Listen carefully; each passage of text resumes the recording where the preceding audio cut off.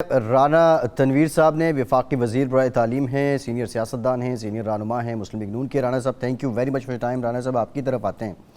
ارشاد صاحب، پاکستان تحریک انصاف یہ کہہ رہی ہے کہ تل ابیب دہلی اور واشنگٹن کا ایک نیکسس ہے اور یہ جو ساری ہماری حکومت گئی ہے یہ اس سلسلے کی کڑی ہے، اور عمران خان صاحب اب یہ جو بات کر رہے ہیں وہ یہ بیانیہ رکھنے کی کوشش کر رہے ہیں کہ شاید موجودہ حکومت جو ہے وہ اسرائیل کو تسلیم کر لے۔ ایسے موقع پہ جو لوگ اسرائیل گئے ان کی بھی سٹیٹمنٹس سامنے آئی ہیں، اور وہ جو این جی او ہے اس کی خاتون یہ کہتی ہیں کہ ان کا ایک بین المذاہب امانگی پہ یہ سارا دورہ تھا۔ لیکن سوال یہ ہے کہ آپ سمجھتے ہیں کہ یہ خان صاحب کی بات میں کوئی حقیقت ہے، اور جب وہ حکومت میں تھے تو ان کو اس بات کا ادراک نہیں تھا، اب جانے کے بعد وہ ایسی بات کر رہے ہیں؟ دیکھیں، بات یہ ہے کہ یہ تو فیکٹ ہے۔ رانا صاحب کے پاس طرف ہم جائیں گے تو وہ بھی ہمیں بتائیں گے، جب بھی پاکستان میں کوئی حکومت آئی ہے پچھلے 30-35 سال سے میں دیکھ رہا ہوں، 3 چیزیں ضرور کہیں نہ کہیں سے ہم پر دباؤ بھی ڈالا جاتا ہے، ہمیں ترغیب بھی دی جاتی ہے۔ ایک تو یہ ہے کہ جو اسلامی تشخص ہے اس آئین کا اور قوانین ہیں اسلامائزیشن کے بارے میں، ان میں ذرا تبدیلی کریں، لبرل بنائیں معاشرے کو، تحفظ ناموس رسالت کا قانون تبدیل کر دیں، ایک اسرائیل کو تسلیم کر لیں، بڑے فائدے ہوں گے آپ کو۔ ہمیں مصر کی، اردن کی اور ترکی کی مثالیں دی جاتی ہیں۔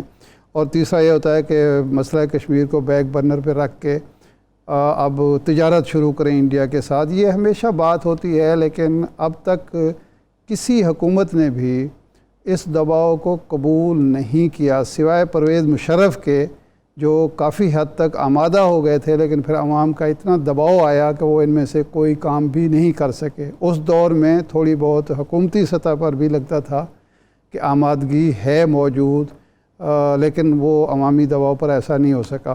تو رانا صاحب سے پوچھ لیتے ہیں کہ اب ان کی بھی تازہ حکومت آئی ہے اور یہ ڈیلیگیشن بھی انہی کے دور میں گیا ہے، تو کیا رانا صاحب کوئی ایسا آپ کی حکومت پر بھی دباؤ ہے کہ اسرائیل کو تسلیم کر لیا جائے، اس سے تعلقات ہمارے بہتر ہو جائیں گے، ہماری معیشت بہتر ہو جائے گی اور امریکہ بہادر خوش ہو جائے گا؟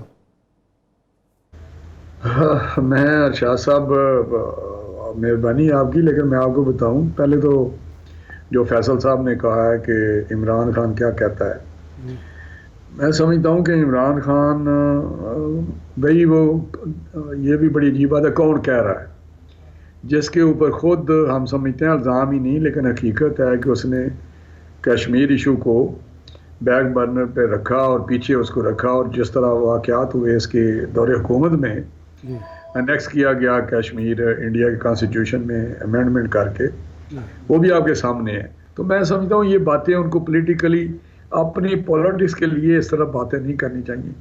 کشمیر کاز کے لیے ہم نے کام کیا کہ اس وقت ہم نے دباؤ قبول کیا ہے، جب یہ چلے تھا ایٹمی دھماکے کیے تھے، کتنا بڑا دباؤ تھا، اس سے زیادہ دباؤ تو نہیں ہو سکتا۔ آپ کو یاد ہوگا سینکشن ہم نے اس پہ بھی وہاں سے پی ایم ایل این نے نکالا ملک کو سینکشن کے باوجود اکنامک کرائسس سے، تو دوست ممالک نے، ہمارے بھائیوں نے مدد کی، سعودی عرب نے تیل یا سارا کچھ کیا۔ رانا صاحب وہ سوال یہ کر رہے ہیں کہ وزیر اعظم صاحب اس پہ وضاحت کیوں نہیں دے رہے، خود ان چھ مگوئیوں پہ وزیر اعظم شہباز شریف وضاحت کیوں نہیں دے رہے؟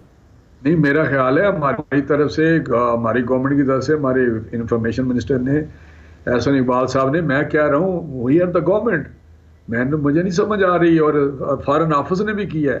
آپ پرائم منسٹر کو ایک منٹ پہ وضاحت، ایک فضول قسم کی چیز ہے، یہ تصور بھی نہیں ہو سکتا۔ پاکستان وہ ملک ہے، میں آپ کو بتا سکتا ہوں کہ آپ آذربائیجان جو ہے اس کے ساتھ ان کا وہ جو آرمینیا کے کس کا لڑائی جھگڑا ہے، اس کو ٹرکی جو آذربائیجان کا بڑا ہے، ان کا بہت ہی قریبی تعلق ہے، بہت زیادہ، اس کے نے بھی وہاں پہ ڈپلومیٹک ریلیشن شپ مانا نہیں ہے، اس نے آرمینیا کو، ساری دنیا نے مانا ہے، لیکن ہم نے ایکسیپٹ نہیں کیا اس کو، نہیں کیا۔ یہ تو ہمارا بڑا، ہم مسلم امہ میں ہم آؤٹ سٹینڈ کرتے ہیں۔ میرا سوال یہ تھا رانا صاحب، یہ درست ہے ماضی میں تو آپ کی حکومت نے بھی یہ دباؤ ہمیشہ ریجیکٹ کیا ہے، لیکن اب کوئی ایسا دباؤ یا ایسی کوئی بات کہیں ہوئی ہے؟ ہم یہ نہیں کہہ رہے کہ آپ کر رہے ہیں، وہ الزام ان کا ہوتا ہوگا، لیکن کوئی ہے اس وقت دباؤ کہیں سے؟ نہ ہوئی ہے، نہ کوئی اشارتاً ہوئی ہے۔ یہ اگر کوئی لوگ گئے ہیں تو یہ جو آپ این جی او کی بات کر رہے ہیں یا کوئی کیا ہے کوئی پی ٹی وی کا بندہ جس کو ڈسمس کر دیا ہے، تو میں سمجھتا ہوں جس کو ڈسمس کر دیا وہ نہیں کہہ سکتا کہ پیچھے کیا اس کے عناصر کار فرما تھے. تو میں سمجھتا ہوں یہ کچھ لوگ ایسے ہیں ہماری سوسائٹی میں جو یہ کرتے رہتے ہیں، ہندوستان کے ساتھ بھی کرتے رہتے ہیں، وہ اسرائیل کے ساتھ بھی کرتے رہتے ہیں. تو میں سمجھتا ہوں کہ یہ چیزیں بالکل ہم سے تو توقع نہ رکھیں. میں کیٹیگری کہہ رہا ہوں ایبسولوٹلی ناٹ. تو یہ وہ جو ایک ٹرم ہے، تو میں سمجھتا ہوں یہ بات اس طرح صحیح ہے. اچھا رانا صاحب یہ فرمائیں کہ ایک بیان آیا عمران خان صاحب انٹرویو میں، انہوں نے کہا کہ ہمارے کچھ لوگ بھی مسلح تھے اور تصادم ہو سکتا تھا. پھر محمود خان کا ایک بیان آیا، اس پہ آج رانا ثناء اللہ صاحب نے، وزیر داخلہ نے دھواں دھار پریس کانفرنس کی اور بتایا کہ میں نے کیبنٹ سے کہا ہے کہ اجازت دیں ان پر مقدمات بنائیں. ہم تو یہ سمجھ رہے تھے کہ جب یہ دھرنا آپ کے بقول ناکام ہو گیا تو اس کے بعد معاملات کو نارمل کرنے کی کوشش کی جائے گی، سیاسی درجہ حرارت کو کم کرنے کی، لیکن آپ کی حکومت اس کو بڑھا رہی ہے. تو آپ سمجھتے ہیں کہ آپ مکمل فاتح ہو گئے ہیں، اب مقدمات کا اور عمران خان کو جیل میں ڈالنے کا وقت آ گیا؟ نہیں دیکھیں، ہم پولیٹیکل لوگ ہیں، ڈیموکریٹک لوگ ہیں. ہم نے کبھی بھی نہیں کہا پارلیمنٹ کو ہم بڑی دیتے ہیں، اولویت دیتے ہیں، ترجیح دیتے ہیں اور آئین کی بالادستی پہ یقین رکھتے ہیں. یہی تو ہماری اسٹرگل بھی ہے. لیکن مجھے یہ بتائیں کہ یہ بات آپ کی بالکل ٹھیک ہے ارشاد صاحب، آپ نے بہت اچھی بات کی ہے کہ ایک پولیٹیکل لوگوں کا کام ہے ذرا جو ٹمپریچر ہے پولیٹیکل اس کو نیچے لے کے جائیں.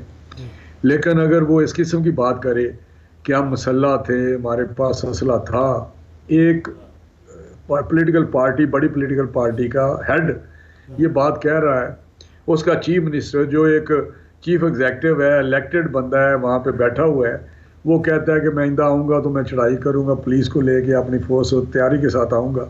تو یہ فیڈریشن پہ اگر حملہ کریں گے یا مسلح ہونے کا اعتراف کریں گے تو میرا خیال ہے اس پہ آنکھیں بند نہیں کی جا سکتی. یہ روش کو ہمیں ختم کرنا ہے کہ پولیٹیکل ایکٹیویٹی کریں، 10,000 دفعہ کریں، پرامن کریں. اگر یہاں پہ اگر کوئی پولیس والا کسی کو اسلحے کی اجازت دی گئی ہماری طرف سے کہ اپنے پاس رکھیں تو ہم قصوروار ہیں.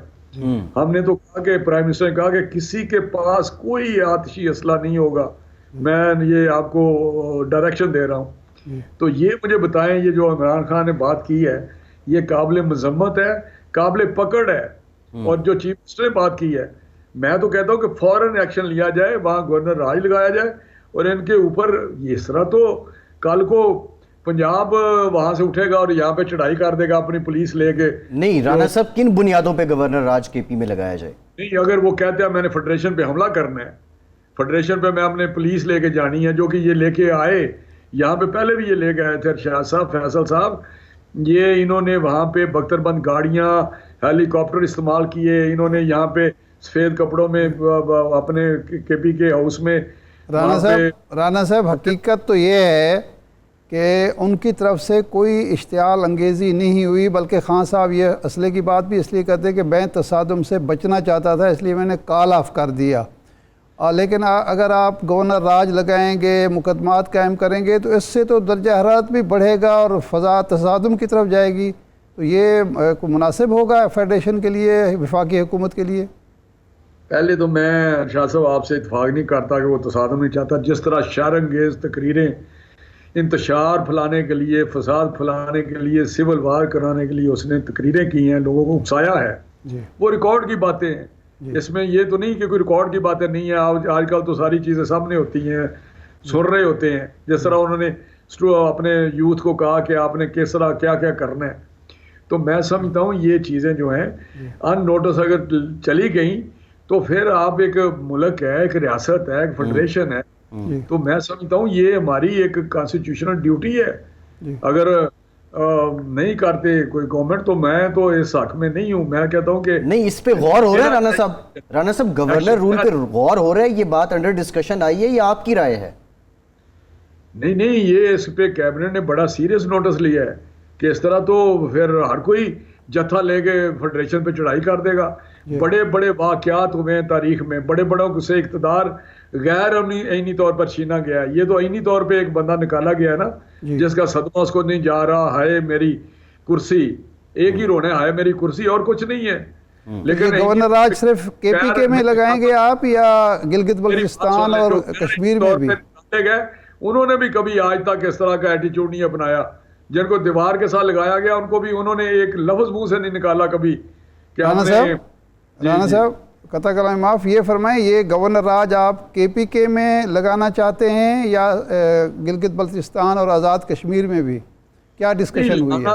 ये तो मैंने अब भी बात की है, ये अंडर डिस्कशन नहीं, लेकिन मैं समझता हूँ कि उन्होंने ऐसी तकरीर कर दी है जो चीफ मिनिस्टर ने, कि इंदा मैं आऊँगा, जो कल उसने किया है आपके सामने, आपने सुनी होगी, को फिर सुनवा ले, अगर सुन ले नहीं तो फिर सुनवा भी ले।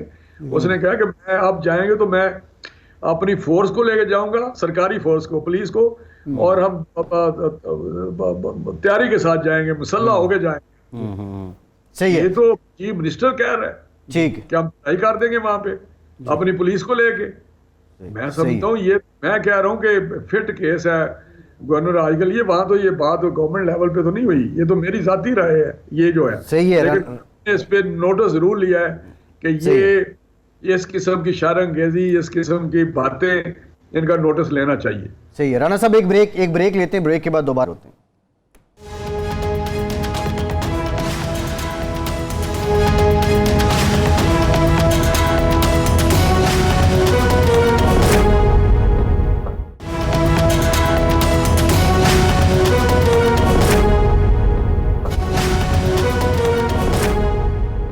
ब्रेक के बाद एक बार फिर से आपको खुशामदीद कहेंगे। राणा तनवीर साहब, एक मामला आपकी वजारत से मुतालिक रहमतुल लिल आलमीन अथॉरिटी जो इमरान खान हुकूमत ने बनाई थी, ये ऑर्डीनेंस पर कायम हुई, 12 तारीख को गालिबन ये लैब कर रहा है।